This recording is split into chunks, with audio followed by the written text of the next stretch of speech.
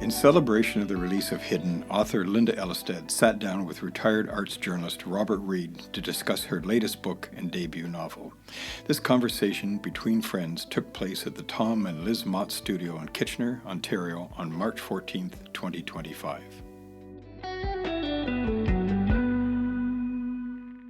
Lynda, I'd like to clarify one point that may be confusing to readers, and that is you have written 2 books, and the name of the author is slightly different. Could you explain that so that people understand why you used your married name in your first book, Walking Home, and your surname, your birth name, for your second book and first novel, Hidden? Well, actually, a few reasons. The first one was that Walking Home was, compared to Hidden, they're just so different. The books are so different that I started to think about, maybe writing under a different name. And taking back my maiden name was something that was just really felt good. Not, of course, to give up my married name at all, but just it felt good to because Hidden felt like a very personal.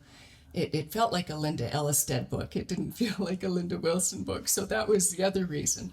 And I guess one more, like if you look online, Lynda Wilson's, even Lynda Lynda as I spell it. There are thousands of Lynda Wilsons out there, and Lynda Ellestad is just a much more, I guess, unique name, and it just felt good to have it back. So I thought I'd give it a try. Now I've complicated my life enormously by doing that, but that's kind of on point with me. Sounds good.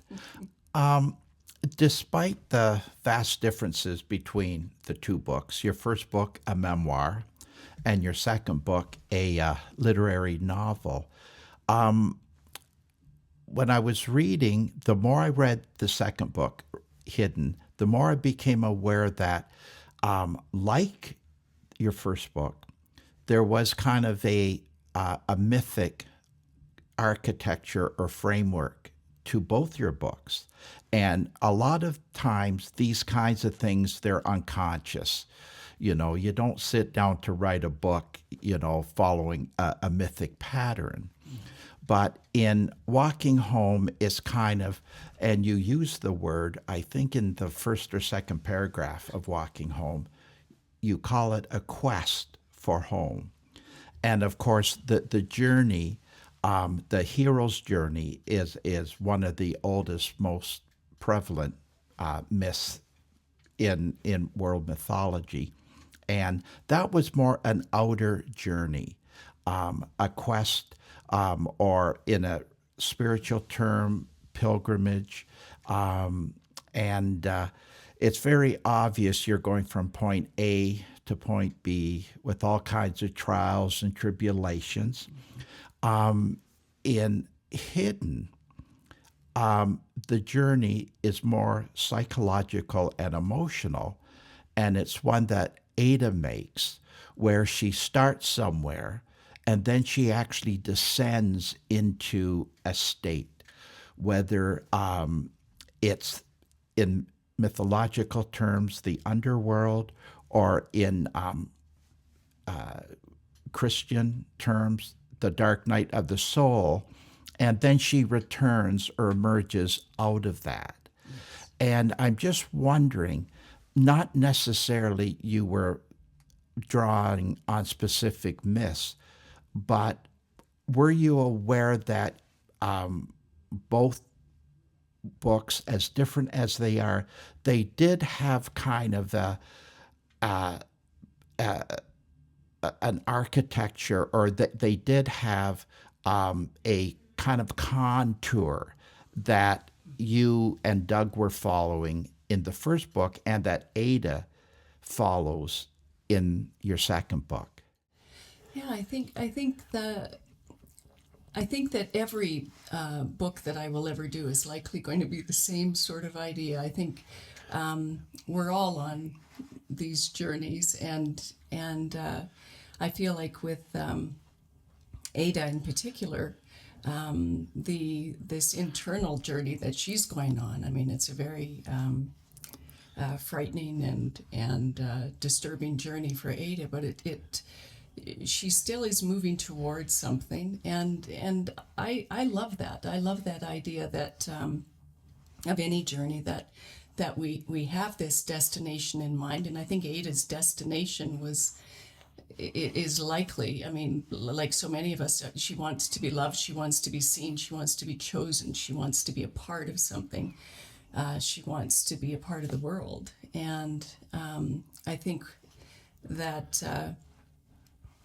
these journeys, no matter when we set out on them or how we set out or what our intentions are, we always come out somewhere else than what we had intended. And that's what I love the most. I think that with these journeys, that we never quite get to where we think we're going. It might be somewhere better, or it might be, it might not be, but it's never where we think we're going. We're never really headed where we think we're headed. And I love that. So I think that will always be something that I'll do with every book that I write. Not to kind of give away too much, but I think a safe description for a large part of Hidden would be that it is a dark book. But I think that if you follow Ada on her journey, there is a sense that she has come to perhaps not a resolution, but she has gone through an ordeal, some sort of fight with the dragon, and that she has emerged, if not in a better place, certainly not in a worse place. And there is, I think, room for hope. There's room for optimism. And in life, really, what more can we hope to ask for than optimism and something positive coming from what had been a negative experience? Exactly. I think with Hidden, it's an odd book in the sense that it's very difficult to describe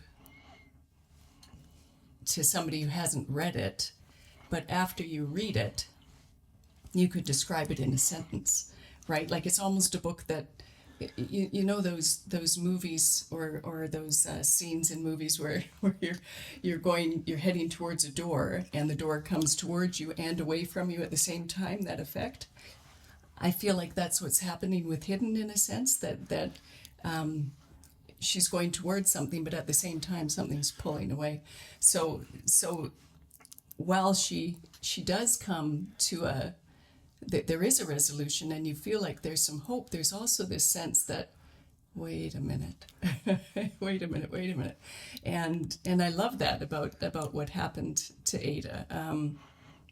I feel like she set her own course and this is where she ended up, but that I had nothing to do with it. But I love that sense of coming towards and falling away at the same time. So there's never really solid ground under. Yes, if I can use another metaphor, the sharks are not circling the boat like in The Old Man and the Sea, Right. but there's still sharks in the ocean. Exactly. And there you have it. You mentioned that Hidden is a hard book to describe. And I use the term literary novel. And I don't use the term to sound pretentious. But the great literary critic Northrop Frye, he wrote a book on romance. And in that book, he observed that modern literature is comprised of complex, sophisticated novels that fuse and combine and mix various multiple literary genres. And to my way of thinking, that is one reason why Hidden is so difficult to describe in a single word or a paragraph, because it's a coat of many colors. Yes, You sure know, I is. think it's, in a Margaret Atwood sense or an Alice Munro, it's a Southern Ontario Gothic novel. There's a novel of corporate manners when you get into Ada's office life. There's traditional romance when Count Dracula makes a cameo in your novel. So there's a lot happening, and there's a lot of literary balls in the air, and that as a reader, I found that really captivating and intriguing, because I was trying to piece together how these did overlap and complemented one another. So then again, as a writer, you didn't have a list of literary genres you wanted to incorporate, but you wrote this book, and in looking back at the complete novel and having time to absorb what you wrote, can you see that you, in fact, did incorporate these things, albeit intuitively or instinctively, but they informed the book? They're definitely there. There's 5 or 6 different genres floating around. There's no question, and I think that I've had so many things that have influenced me. The stories that we love. It's like with Walking Home. All movies always seem to come in, and with Walking Home, it was Poseidon Adventure, and it was Captain Kirk, of course, who had a role there, and as you mentioned, Dracula with Hidden. All of these different influences from my early days. So there's a touch of Stephen King in there. There's a touch of, all the things that I really love. There's nothing I love more than a good puzzle, and I think that was very much a part of what was going on, because I did feel when I was writing Hidden, like I was putting a puzzle together, like I was literally finding the pieces and the colors and trying to put these shapes into some form, and I knew that it had to fit exactly right in order for it to have any chance of working. So it was a very difficult project to take on. I don't know what I was thinking. Well, I'm going to ask you that specifically. You've described your writing process in different ways, but I think very eloquently. But after writing Coming Home, or I'm sorry, Walking Home, what was the trigger or the seed that you thought, oh, there's another book in me that's, wanting to get out, but it's going to be a different kind of book. It's going to be not a work of creative nonfiction, but rather it's going to be a work of fiction, relying more on the imagination and the unconscious. What was there any single kind of tipping point or seed that kind of got you at the typewriter again, or at the keyboard again, or pencil, paper in hand, to begin what became Hidden? Well, it actually is a very long and bizarre story. We've got the time. Yeah, we do. I had actually always wanted to write a fiction. I always wanted to write a novel, and had written many little things, short stories, and I'd written a book years ago as well. This horrendous piece of garbage. Can't say it any other way, but so all along I've been writing. I was writing fiction, but never completing anything. And I had after walking home, and I always think of walking home a little bit like the book where I put my toe in the water, just to sort of feel what that would be like. And so my main goal always was to write, I suppose, hidden, what became hidden, but it sure didn't start that way. I actually started years ago, like 5 years ago, on a book about two sisters, one of them who is one who's very ill. And as I was working with the healthy sister, her character, and I wanted to do a little bit of a backstory on her and her life when she was in high school. That became important in the story. And at that time, I was having difficulty with it. At that time, I happened to read this short story. I think his name's Eric Puchner. It was called Essay Number 3, Lynda and the Swan. And so it's this wonderfully funny story about, well, the essay is the story. This young woman hands this essay in to her teacher, Mr. Patterson, or so on.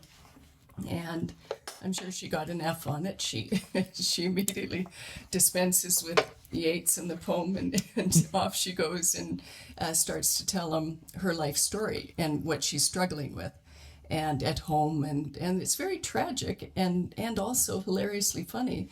And I thought, oh my God, that's the voice I want for, not literally that voice, but that's how I want to tell this story of this woman. And so I set off. I was probably 200 pages into that novel, and I set off writing this other voice of this young person.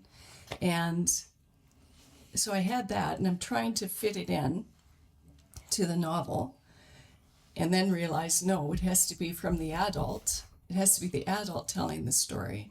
And the minute that I did that, Ada sort of surfaced, and she completely destroyed my other book. So she came and she literally took over, and so then I had 3 books in one that I was trying to work on. So it was very difficult to pull the pieces apart because I'd sort of crammed them all together in this big mess. I mean, I could do a master class on how not to write a novel. Just this is, you do not do it this way. But I had it all very confused. But that's where Hidden came from. It was like Ada materialized through this short story that I read. Her voice, I found it from there, and then I lost the other one. She just declared herself, "I'm here, God damn it," and you're gonna live with me for however long it takes. Exactly, and that her time, and that was because I'd complicated it with the other stories. I had a real mess to pull apart, but. Again, it's like 3 different puzzles that had been thrown up into the air and landed on the table. So it was a process for sure, but massively fun. Now that we've talked about Ada, in kind of broad outline, if I'm opening Hidden for the first time, and I want kind of a heads up on what kind of person Ada is. Who is she? What is she in terms kind of a resume-like fashion? Right. Just in broad outline, who is Ada? Well, let's see. She's a 46-year-old woman living in a city, somewhere. We don't know. She's working as an administrative assistant at an environmental engineering firm. And when we are introduced to Ada, and of course the book is all through her perspective, so when Ada introduces herself to us, I guess, she's at a very strange place in her life. She's doing some things that are confusing to her. She's a person who is she's always lived alone. Her parents and her only sibling are dead. She's always lived in her family home. So she's not somebody who's taken a lot of risks in her life. She's somebody who's been fairly isolated in her life. She doesn't have a lot of close friends. so she's somebody who's easily pushed this way and that, and so she does find herself the victim of a bully at work, and she does get herself into circumstances that are sometimes dangerous. So she's someone who has she can be led, but there's also something very fierce in Ada that we are introduced to as the story progresses. So I think, as you were asking earlier on about the journey, I think perhaps Ada is on this journey to go through all of those, to go through the rage, to go through to the other end, to get to the other side. But she's a complex kind of gal. She is. And when I was reading the book and I followed Ada's kind of psychological fragmentation and disintegration, I immediately thought of a clinical psychological term called borderline personality disorder. And I asked you in an email if you had ever heard of this, mm-hmm. and it surprised me that you had. Mm-hmm. And a borderline personality disorder, for those unfamiliar with the term, it's one of the dissociative orders. You can understand hidden without any reference to psychological clinical jargon. Mm-hmm. But really, Ada is in some ways a case study of aspects of that. And I'm wondering if you could just speak to that, because it is a term you were familiar with, which surprised me. Mm-hmm. But I'll leave it to you to describe for us your understanding of that and how it informs the novel. All right. I would definitely describe Ada as dissociative. She definitely does have this inability to stay present when things become very, very stressful. And that can often be something that occurs to people who've had some trauma in their youth or in their very early years. And so as we go along the journey with Ada, we do discover not anything explicitly that we from her distant past, but we do see that there was some trauma, that there's some reason that Ada is having such a difficult time staying present. And she, as the book evolves, she's losing days, she's losing hours, she's sort of lost in another world. And there are aspects absolutely of borderline personality. She's difficulties that she has with relationships, but her illness, if we want to call it that, or her difficulty, her pathology, would be a dissociative person. And so I had this odd thing to say, but I had a lot of fun writing those scenes, pulling her into, or following her through these moments of disconnection and also, very tragic as well to feel what she's going through. So I think the book is very experiential that way. It definitely takes you into her mind, into every thought she's thinking, into everything she's feeling, and how she's navigating the world in this state of confusion. I want to talk about the humor in the book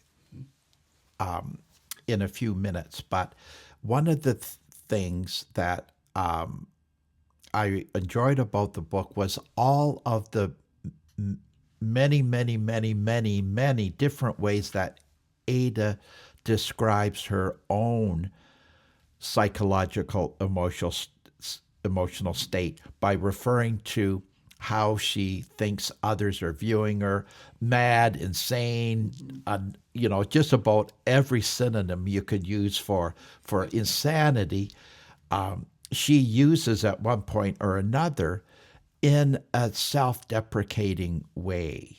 And I don't know, maybe it was my own morbid sense of humor, but I found that very funny.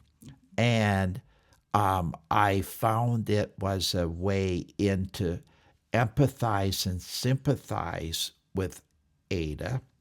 And despite everything that you have said about Ada, which is reflected in the portrait, that you write, her sense of humor, I think, reveals her intelligence as well. She might have been led by different people. She might have been bullied.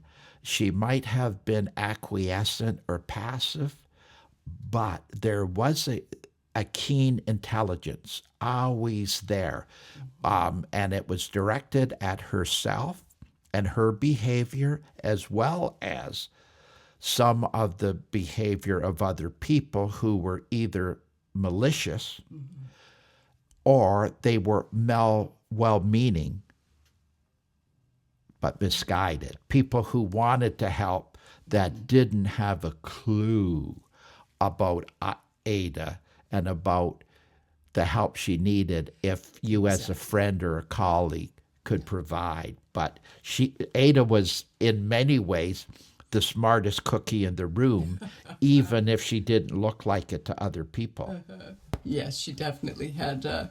She had a lot going on underneath, and I think she needed to be clever to. I think she to survive. But yes, there's so much going on under the surface, and Ada.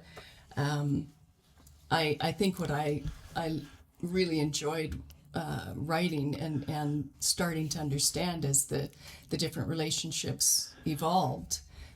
There's a woman at work, Patricia, that she has a relationship with, and as you said, we do it all the time. We come across people that we know just a little. Maybe they're acquaintances, maybe they're work buddies or whatever, but we don't know them really well. And there's always this line that you don't want to cross with someone.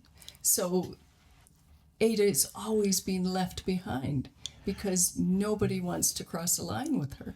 Nobody wants to presume she needs something that maybe she doesn't. Everybody, and even when it's blatantly obvious that Ada needs help and needs it desperately, everyone's afraid to make a move to help her, or even to talk about her. Do you know what I mean? Like even to make it a topic of so she's always left. And I found that really fascinating, that each person, they had a chance, and each person left Ada in one way or the other. But she comes out. I think she, as you said, I think she's a survivor, and she was clever enough to sort of understand that. There's a moment in the book towards the end where she says, it's okay. It's okay that you don't see this, to Patricia. It's okay that you don't, I understand. I think I get it now, right? And what was interesting, that was actually brilliantly handled by you, Lynda, because we saw that Ada got it.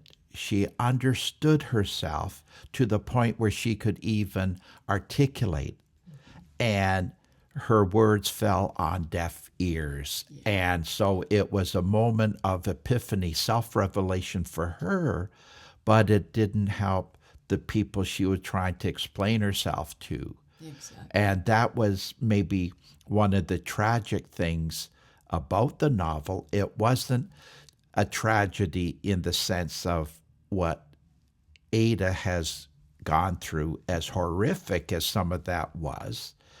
But the real tragedy is with the people around her who were witnesses rather than participants in her life. And I believe that it was her loneliness and isolation that led to her drinking. She wanted so much to drink, to share with people conversation, companionship, closeness, and yet she found, this ritualistic drinking alone because she had no alternative. She wanted the ritual of family and close friends, and the only thing that she had resembling this was a glass of wine.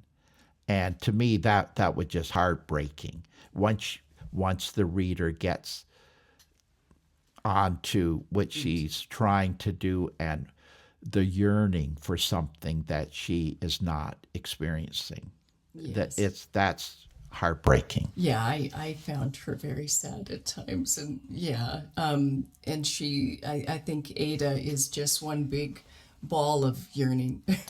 Like she's missing so much in her life, and looking for all of those things, and it's good that there's a glimmer of hope, absolutely. But yeah, she has struggled for sure. You once told me that Ada is trying consciously or unconsciously to balance something. There's a set of scales somewhere in her psyche that she's trying to balance. What do you mean by that, and what specifically is she trying to balance in her life?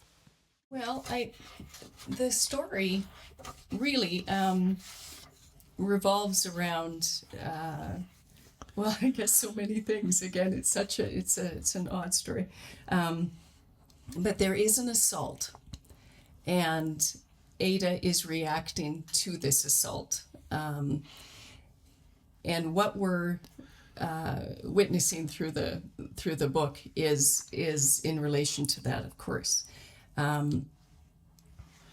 What Ada is trying to balance is the aftermath, right? So, I mean, I was thinking about this the other day. So, say I have a chocolate bar on the table and I leave the room, and when I come back, it's gone, you've eaten it. And I'm angry, obviously, it's chocolate. That would be hard on me to lose that. But you've eaten my chocolate bar, and I say to you, Rob, why did you do that? You say, I don't know what came over me. I was hungry. I did this thing. I'm so sorry. And you leave the room, come back and give me 2 chocolate bars. We're square. We'll laugh about it a couple of days. It'll take me a bit, but we'll laugh about it. And it's over, right? But if somebody is abused sexually, psychologically, emotionally, physically, something changes. There's neural pathways change. Their brain chemistry changes the instant that person goes through that abuse, and that's the really tragic part of anything. It's not even the abuse that's the tragic part. It's the aftermath. It's what happens. It's what's taken from that person. And God knows I could go on for hours about this, like the Me Too movement and everything. And nobody actually listened to those women, mostly women, men too, but nobody listened to what they were saying. What they were saying is, I have been altered. My life was taken away. It's not the same now that it was before this thing happened. Something has been taken from me forever. And it doesn't mean that you can't still have a life and can't still get on and be happy and all of those things. But your trajectory has changed, and that has been taken from you. So that is what Ada is trying to come to terms with, that it doesn't matter what she does. It doesn't matter what happens. It doesn't matter if anybody tries to catch this person who assaulted her, or tries to put them in jail, or nothing. If he gets hit by a bus, nothing is going to change the fact that she has been altered. And I think that's kind of the core of it for me. So her journey through this is a kind of reckoning with this idea that, my God, it doesn't matter what happens, or it's all back on me, and I'm the one who I have to move forward. I have to change. I have to take hold of my life and care about myself enough that I can go forward, right? And I think that's what Ada is doing, and unconsciously, for sure, so many things going on. The rage that's coming out of her, that's beginning to bubble to the surface. All of these, and she doesn't know why, and the confusion and the lost time and the not being able to understand just what's happening. So much of it is unconscious. So much of it is under the surface with Ada, but it's all moving in that direction towards this kind of reckoning, right? That there's just no justice here. We can't make this right. You're not going to buy me 2 chocolate bars and it's okay, right? Like there's not a way to fix this other than Ada doing that herself, right? Yes. Your choice of word reckoning, I think, is a beautiful word to describe Ada, because sometimes when we look at people going through what Ada is going, irregardless of the specifics, we use such terms of justice and retribution. And I can remember Robertson Davies one time saying that there may not be such a thing as justice, but there is such a thing as poetic justice. And in Ada's case,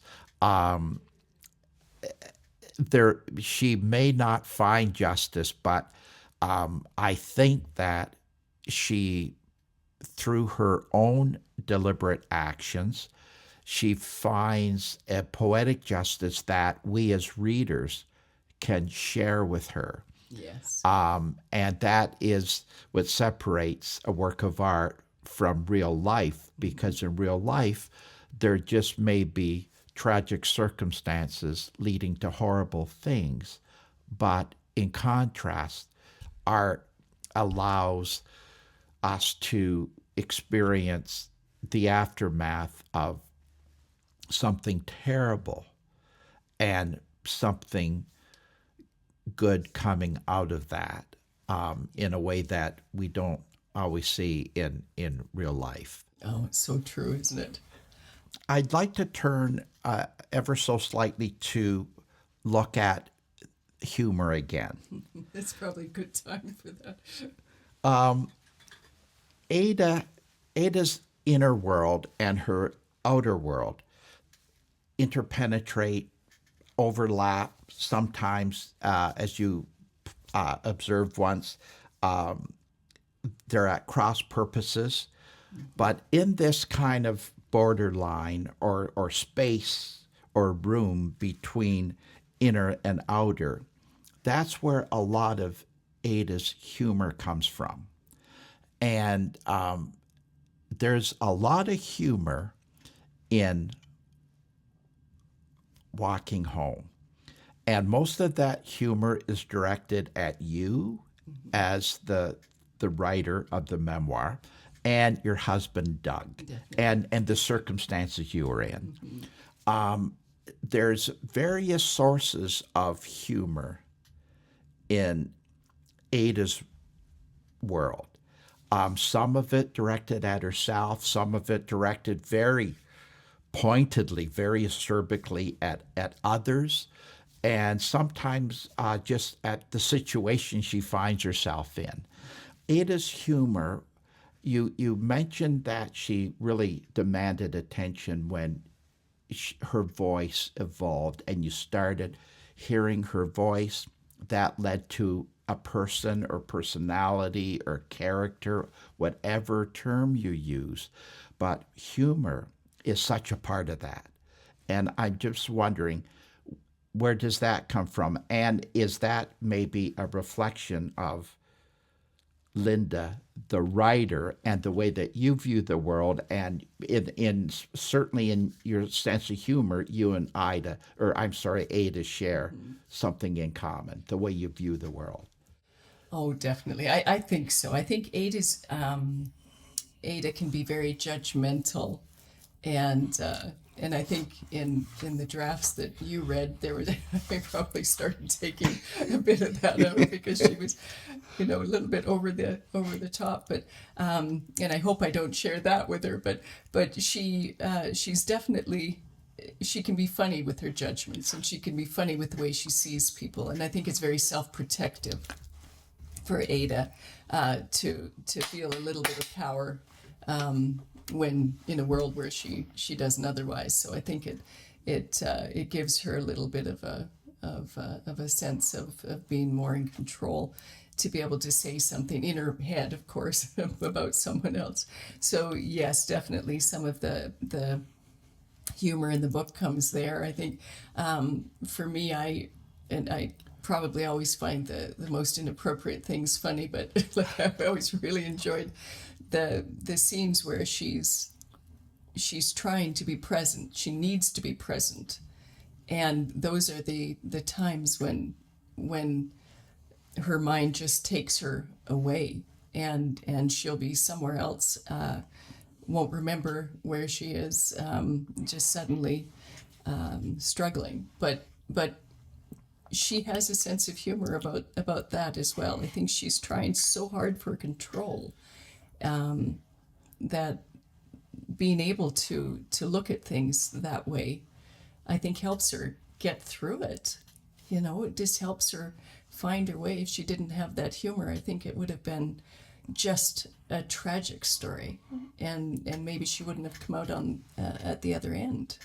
There wouldn't have been a glimmer of hope. I'd like to turn now and discuss some specific characters or figures that make an appearance or walk through your novel, and they may have different sources from which they come. But one of the characters is Dracula. Mm-hmm. And whether it's the story, the book, one of the film versions, certainly even if a reader hasn't seen any Dracula movies or read the book by Bram Stoker, the story is kind of in the collective unconscious. But how did he find himself in your book? And if you can explain it, what kind of role does he play, or his story play, in the story of Ada? Well, he surfaced because I was looking for something that tied the young Ada to the 46-year-old Ada. So the 16-year-old to the 46-year-old. And Dracula worked beautifully. And clearly I loved the movie, which is why it surfaced. And she talks often about the scene where he walks into Billerbeck Hall, and I mean, totally any woman who saw that would know what I'm talking about. But so I think why that character surfaced is because Ada had nothing and no one, and she'd just been through something horrible, and there was nobody there, and she's so isolated at work, so isolated in her life at home. Her next door neighbor is gone somewhere, and she hasn't been able to get a hold of her only friend, and so she's very isolated. And I think this character, Dracula, she started to watch the movie again. She was reminded of it, and I think Ada is as I think I mentioned earlier, this big ball of yearning. Yes. She was yearning to be the one chosen, that, and Dracula, of course, says, in this film adaptation, the 1979 version, the one where Dracula is this great lover, not this, horrendous, awful, ugly white thing. So she is so taken by that idea that of the character Lucy in this version, where she could feel that power and be that beautiful woman, and that one that was the person chosen from all the people in the world. This was just her yearning to be important, and that, of course, is where this figure emerges in the book of The Walking Man. And it's this same yearning in sort of physical, air quotes, form. That's where Dracula came from, and very much tied to her. I mean, we are so tied to those moments in the past that formed us. Those formative moments. They take us and they never let us go. It doesn't matter how old you are. They never let you go. And those moments are part of who we are, I think. And that character of Dracula clearly in Ada's past gave her comfort, and now he's given her comfort again. So he surfaces. You mentioned The Walking Man, and this is a figure that she encounters when she goes out on her nightly walks by herself that inevitably end up in a cemetery. Now, I find that whole pattern both spooky and dangerous. Ada very clearly is attracted to dark places, and she is attracted to danger, which you mentioned earlier in our conversation. And to me as a reader, this is the kind of thing that you incorporate or weave into your story that give it a really palpable, chilling thing. As a writer and as a reader, I can see the skill with which you do that, and it really enhances the reader's appreciation of the novel, even if you're entering kind of a menacing, eerie kind, spooky kind of place. So without giving too much away, what is a reader to make of The Walking Man in relationship to Dracula? Because they seem to come from the same place. Maybe not. Maybe that place is a real place. Maybe it's an imaginative place. But as you were working out those two characters, did you, even as a writer, see them as companions or two sides of the same yearning coin or whatever like that? Yeah, I think definitely. He surfaces, the Walking Man surfaces shortly after she starts watching the movie again, and as things at work start to collapse, and as she's losing more and more time, or her sense of time in the day, he begins to surface, and it's almost like he's pulling her to a place, she thinks, where she's going to be safe and loved and taken care of. And I think that need is so powerful for Ada, that she is finding herself in these very dangerous places.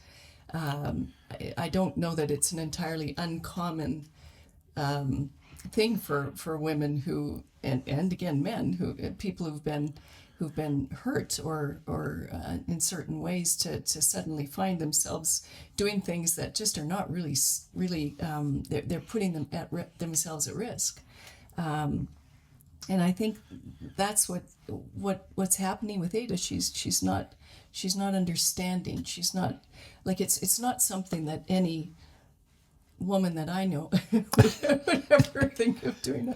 Certainly I wouldn't, going to a graveyard at night, and I actually kind of was always a little bit in awe of Ada, that she would find herself there, that she's, you go girl. But it's also very crazy, and crazy in terms of you're going to get hurt. This is not good behavior, and so somebody who needs to be protected. So it's sort of pushing these limits and pushing past something. I think that's what sort of intrigued me with the idea of the walking man, and that every character in the book there's two sides to them. There's this part that is really good and maybe helpful, and then this other part that, oh dear, right, this could be very, very bad, and she needs to get away. But there's that ambiguity, and again, that's just so life, isn't it? That we just don't know, and I think it's always Ada pushing that either gets her into trouble, or in some cases ends up helping her a little bit as well. So yes, that was really interesting, the way that you explained those two characters. And there's actually another set or pair of characters in the novel that are very, very important, and they are women. Mm-hmm. One is Ada's oldest sister. Mm-hmm. One is Ada's next door neighbor. Right. And all I'll say at this point is that both characters are cloaked in ambiguity, but they're kind of important aspects of Ada, whatever those aspects may be. And could you kind of separate them? First of all, I'd like to talk about Carolyn, her older sister.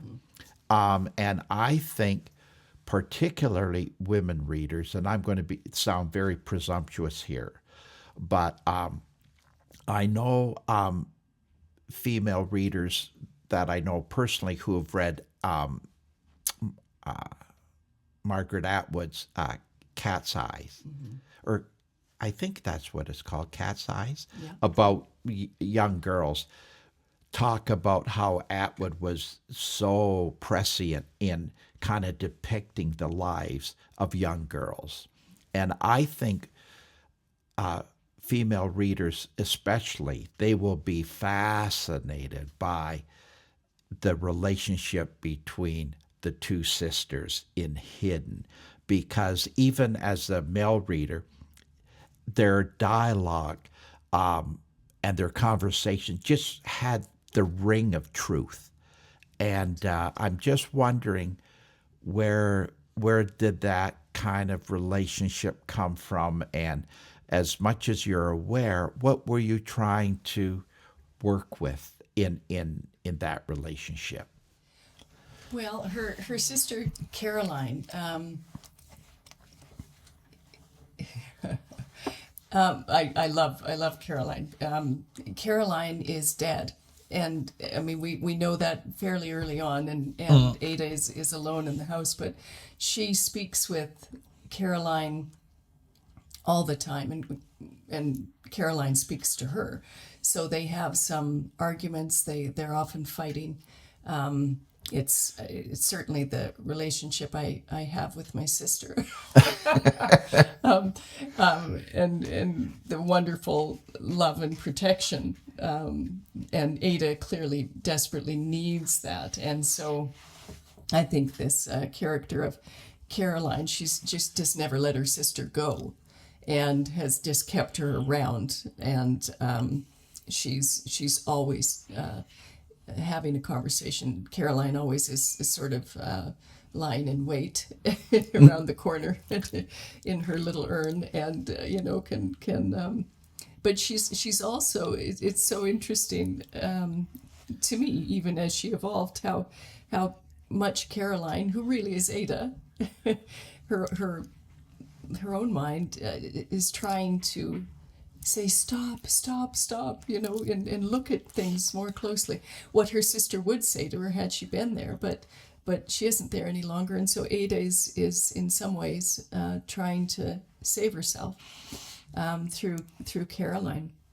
And her neighbor, Carrie, has been gone for a couple of weeks and then suddenly appears, comes home, and that relationship with Carrie is her true friend, her only friend in this world. And so those conversations were desperately important to Ada, just to be able to say, Carrie, thank God you're here. Let me tell you what's happened, and what do I do?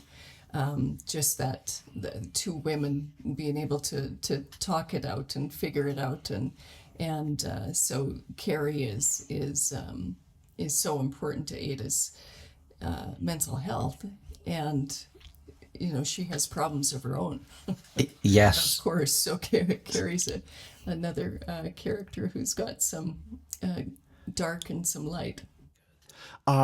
We've mentioned about the cemetery, and there's another dark space in the novel, which is important, and actually it's kind of referred to graphically on the cover of Hidden, and that is the dark room in the basement. I find that kind of spooky and eerie. Maybe it's my fear of dark spaces. I don't know. But without giving too much away, what is that dark room, and what is the allure of that space for Ada? I think it's almost the same as the cemetery, in a sense. I think that Ada is it's almost as the rage starts to surface. That's when she seems to start to find herself in these places, and I think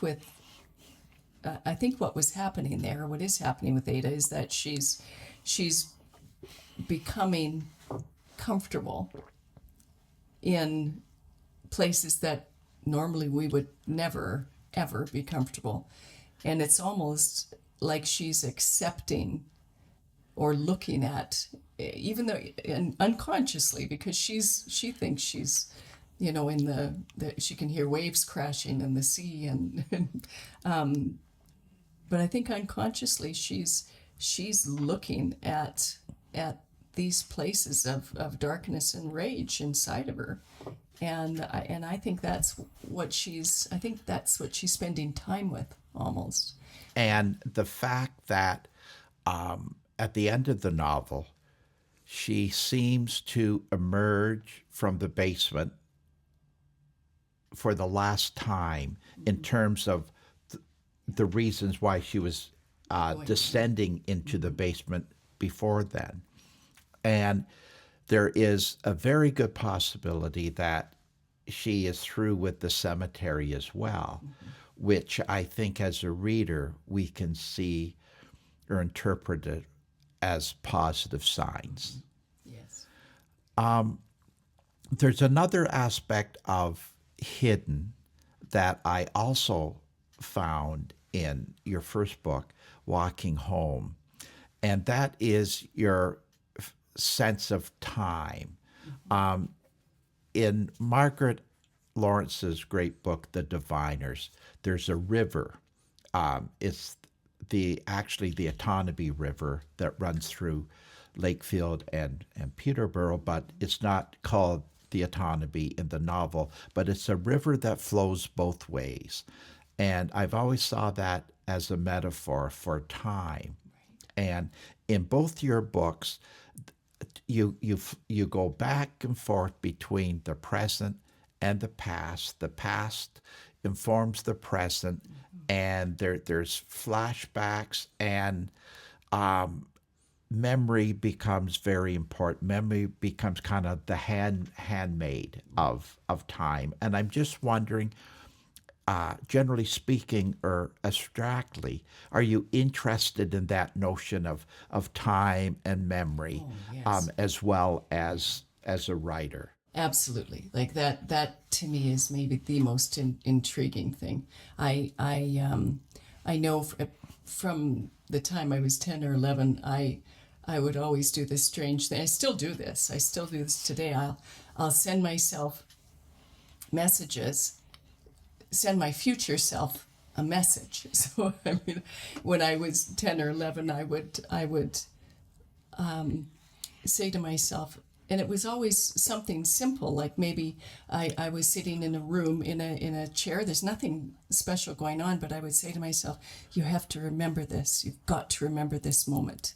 And I would always send it out to my future self that you're going to think back on this moment and you're going to fix it, or you're going to look at it, or you're going to make something better. So I was always doing that, and I still do that to this day. So when things were hard, when things were bad, I would almost imprint this little moment, and again, it was never the bad thing that had happened or whatever. It was always this, it might be, here I am standing looking out some doors at a parking lot. Remember this. And then come back and fix this, right? So I've always done that, and I've always believed that. This sounds really crazy, doesn't it? But I've always believed that my future self was going to come back and solve something, solve that puzzle, or fix that problem, or make something that was bad better. And so I think I've always had this very funny relationship with time, because it feels to me like they're both there.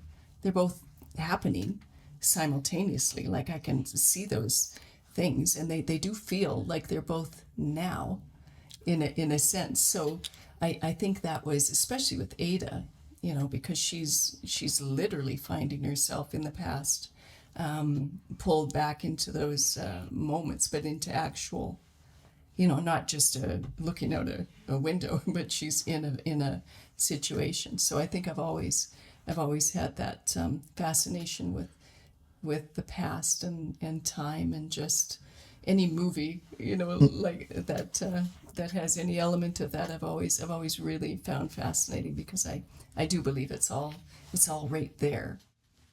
Kind of like the eternal now, past and present become one. Is there, and I have very, and in Hidden, there are several scenes where Ada's past self is talking to her in the future, like when she's on the swing. There's a few moments when she's on the swing set and she's seeing that young version of herself, and there's a recognition. There's a moment of, I see you, both at the same time, and this expectation almost of this younger self that you better fix this. Right? You're the one who's going to have to do something about this, so make it right. There are two aspects of Hidden that, compared to Ada's world of ambiguity and ambivalence and inner and outer and imaginary and real, there is the office world, and then there is kind of the police world, the police station, and the officers that are investigating a disappearance, and they are interviewing Ada as a part of that investigation. And I think when I'm reading the novel, these two things, although in and of themselves, they might be the least interesting because I'm fascinated by all the uncertainty about Ada. But they're absolutely necessary because we don't, as a reader, we don't want to be engulfed in Ada's world where we can't get out. So You want to be anchored. exactly, and it's the corporate world or the office world and the police procedural world that kind of provides some semblance of balance, of grounding, even if Ada's reaction is different from ours. And I'm just wondering if these are two elements of the novel that you did some research in. I don't know where you've worked before, but I'm assuming likely you have worked in offices like most people have at one time or another. But I don't think you've ever been a police officer. So I'm wondering, looking at these two components, if it almost required a different approach from when you were writing about Ada's world. Definitely with the police, I had no idea what to go on. Just movies and shows that I've watched, and that can not often be correct. So I talked to, I think, 4 different officers. A couple that one who's my husband's nephew, and he was really helpful, and just got just a general idea of how an event would unfold, if what the police officer would do if he was asking questions. What would he ask? What would be kind of the things that would come up, and what would the timeline be? Earlier when I said it's sort of an odd book because it's everything in the story has to be absolutely right. There can't be a little piece missing anywhere, or else the book falls apart. And I needed all those little pieces. So I did so much research on timelines and how everything would happen. There's so much that for 2 lines in the text in the novel, I probably would have researched for those 2 lines hours and hours and hours just to make sure that somebody reading the book a second time would be looking for, right? Like if they missed it on the first go round, like I would stay up. I was in the middle of the night so many times, just, did I get that? Did I close that door? Did I, everything, no smoking guns, because it was absolutely vital that everything worked the way that it needed to in order for the story to work at all. So yeah, I did. I talked to several officers. And I've worked in enough offices, different kinds of offices, that I don't know what it was, your depiction of this particular imaginary office, but it just rang true, particularly the way that office colleagues can interact and how they can be judgmental, be very petty, and it's kind of a vicious place, most offices, under the surface. And I thought that when I was reading the office scenes in the book, they just struck me as being true. Oh, I'm glad. And then when you took me to places where I wasn't so sure about, I had confidence and trust in the writer that when you were dead accurate in things that I was familiar with, I could trust you in things that I wasn't when the familiar. rug's pulled out from Exactly, under. exactly. Yeah, there is a feeling of the floor disappearing all of a sudden with Hidden for Ada several times. But yes, I really wanted the scenes that were about as you said, I mean, the scenes with the detectives, the scenes with the office, they had to be absolutely. I wanted everything. Like I think of the book like a ball, and I didn't want there to be any edges anywhere. Like it had to roll smoothly always, and part of that was getting those scenes bang on, like they needed to be there, and I needed that stability in the story. Ada's so, there had to be something that's, and that was Caroline as well, something that holds her, something that pulls her down. Carrie next door to pull her down to the ground, so that we as readers are not lost in space, which it could have felt like for sure. I'd like to conclude with this question. If somebody asked me what kind of book is Hidden, the answer I would like to give is that it's a ghost story. Because one of the great ghost stories ever written was Henry James's The Turn of the Screw. Mm-hmm. And that's a psychological ghost story. It's not kind of genre fiction, but Hidden, it's inhabited, it's populated with what could be metaphorically described as ghosts. Mm-hmm. Am I off base, or do you see where I'm coming from when I call it a ghost story? Oh, beyond all else. Absolutely. I think I don't know a person that I've ever come in contact with whose world wasn't inhabited by ghosts. And in Ada's circumstance, yes, her past. If we look at the past, her ghosts from the past and the ghosts that she's creating in her mind to keep her safe. They can, and ghosts can be wonderful things and very frightening at the same time. So yeah, but I do think that's an interesting way. I like that to describe it. All righty, with that then, Lynda, I think I've asked all the questions I can think of, and I thank you for this opportunity to talk about your wonderful book, Hidden. Rob, thank you. What an honor this is to sit here with you to talk about it. I thank you. Loved every minute.